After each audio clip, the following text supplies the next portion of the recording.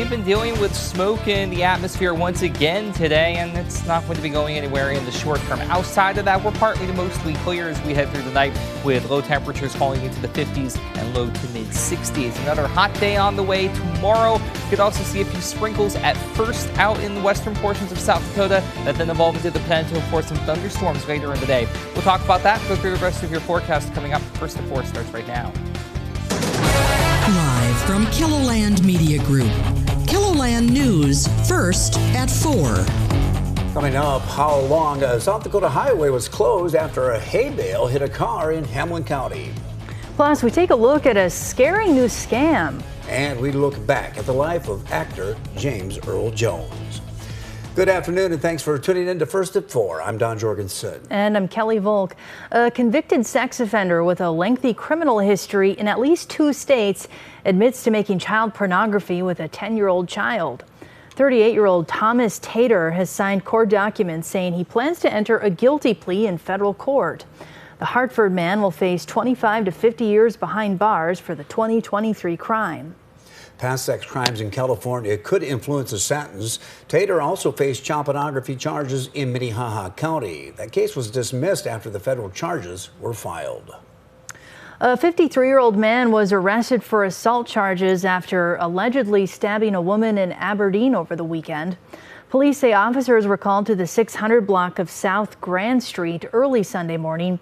They found both the victim and the suspect. The 52-year-old was taken to the hospital for stab wounds to her legs, hands, arms, back, and torso. She's expected to fully recover. Police say the man and woman knew each other, and there is no threat to the public. Sioux Falls police say social media threats that include the names of local schools are not credible. Police believe someone altered posts from other states that were aimed at other districts. They're still trying to determine if those changes were made locally or by someone in another state. The Sioux Falls School District sent a message to parents this morning saying they are, quote, no indications for concern, end quote. We'll take a look at the situation tonight on KELOLAND News. Authorities in Hamlin County were left with a mess to clean up after a crash west of Castlewood yesterday. The sheriff's office says it happened on U.S. Highway 81 around 3 miles south of Cones Corner. A semi was pulling a trailer full of hay bales when the back end broke loose and bales fell onto the road. One bale hit a passing car, causing damage. Authorities shared this photo of the crash. You can see the hay spread across the road. The highway was closed for almost an hour as the hay was cleared, but no one was hurt. Oh, good news there, I guess. But what a mess to clean up then. A mess, and I guess cleaning up in the heat, maybe, Adam.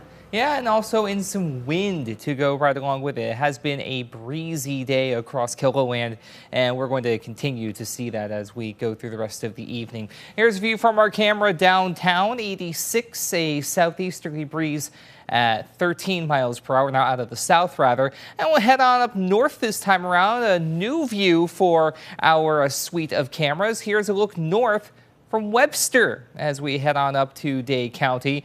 We'll continue to feature this more and more as we go through the coming days, but also notice up in Webster, yeah, they've had to deal with that smoke as well. It's been thicker out to the west. We'll actually show some of those views a little bit later on in the show. 91 though, Chamberlain and Pierre, 96 in Phillip, 93 for Rapid City as well as Pine Ridge, 79 though in Custer. The outlier on the cool side to the west, the outlier to the east, that's Worthington at 79, 81 just over the border in Iowa towards Spencer. We'll also throw in Brookings for good measure. There's the breeze. It's been backing off ever so slightly, but it's going to come right back as we go into your day Wednesday and Thursday for that matter. Now, outside of the smoke, we've had some cloud cover lingering from what we had earlier this morning with a couple of scattered showers and the occasional thunderstorm that's moving off to the east. Beyond that, we have to head out to the hills again for some terrain-driven clouds. And really, that's going to be it for the rest of the day and into the night for that matter. Your day tomorrow, though, warm if not outright hot yet again. Mid-80s to low 90s for high temperatures in southeastern and northeastern KELOLAND under partly to mostly sunny skies. But out west, things do change a little bit. Not in terms of the temperature. It's still going to be hot, but we do have the chance for some thunderstorms developing later in the evening, and a couple of those could pack a punch. We'll talk about that and go through the rest of your forecast as we head through the hour. Thanks, Adam. Well, menacing messages demanding money, but the threats aren't the most unsettling part. It's how personal they are. The email includes an image of your house and the warning, "You don't know me, however, I know you." Kirsten Mitchell with our CBS affiliate Minneapolis explains this scary new scam. It's creepy. Michael Morimoto got the email a few weeks ago. It included his name, address, phone number, and a PDF document. In it, a photo of his home, appearing to be from Google Maps' Street View. The threatening letter says they've been keeping tabs on your pathetic existence for a while now. It claims to have installed spyware on his devices and have compromising images they'll release to all of his contacts if he doesn't send $2,000 worth of Bitcoin. Your heart just kind of sinks, right? Because there's always a part of you that thinks that maybe, oh my God, is this real? You know, hackers have gotten so sophisticated. Morimoto has received 2 more since. This most recent one that I got, though, did say, like, you don't know what I'm capable of in Robbinsdale. Like, oh, you're getting clever. It is, it's a violating feeling, I think. Sean Lanterman. Yeah, 100%. Is a cybersecurity expert. This email in particular is a modern take on an old scammer favorite. He says the scam is likely a consequence of data breaches. Hackers may have gained access to billions of people's personal information, and in the U.S., that includes social security numbers. And says if you get that email, don't pay and don't reply. You're not going to convince them that what they're doing is wrong.